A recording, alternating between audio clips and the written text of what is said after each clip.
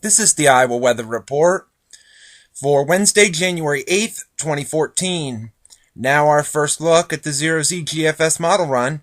This is at noon today. We have a flow mainly coming out of the west-northwest. It's not coming across the North Pole at this point, as the coldest of the air is moving back into Canada at this point. So temperatures will start to rise a little bit, single digits in the north to lower to middle to upper teens in the south. A little bit of snow over our southern counties today. A little bit of sunshine in our northern counties. And then as that system moves off, we could get clipped by a little bit of a system that'll scrape our southeastern counties with a little bit of light snow or flurry activity. It shouldn't amount to a whole lot, with highs in the teens and 20s across the state. And then there's this system. Friday, we have a system coming in from the south and west.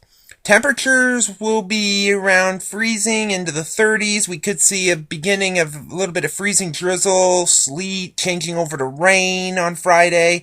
And then as the cold air moves in late Friday night into Saturday, it could change over to snow before ending. Saturday during the day, it'll be clearing, cooler, highs in the 20s, maybe a few upper teens in some areas as the system moves off to the east. Warms up a bit on Sunday ahead of another clipper system that'll come down with maybe a little more snow, maybe a little bit of rain-snow mix. The temperatures will be near freezing again. And then Monday it'll be cooling off back into the 20s, maybe a few upper teens, lows around 10 or so, as there'll be some snow in the Great Lakes. And the next system coming in from the north and west. And that'll be dropping in here on Tuesday with another push of cold air.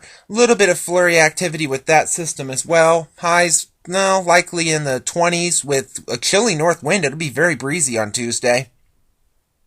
A week from today, that system moves off the shortwave over the Atlantic coast. The flow coming out of Canada once again. A ridge over the southwest, keeping them quite warm.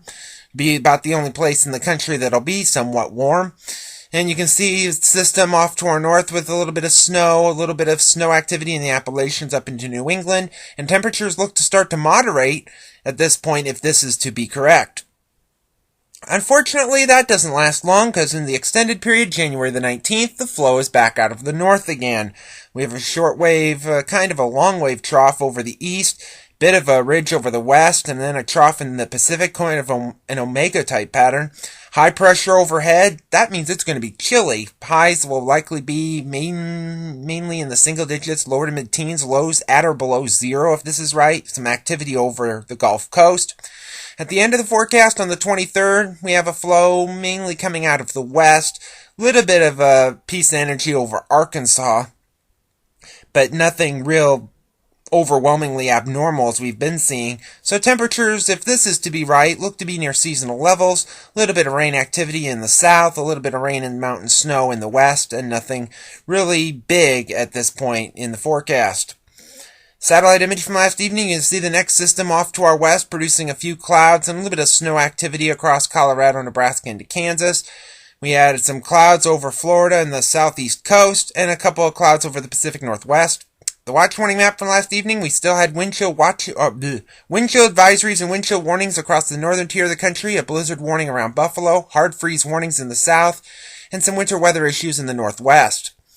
The QPF chart precipitation over the next 5 days through Sunday evening at 6 o'clock showing precipitation around here is going to range from nothing in the northwest to maybe close to an inch over the south and east, and that could be in various forms of wintry precipitation.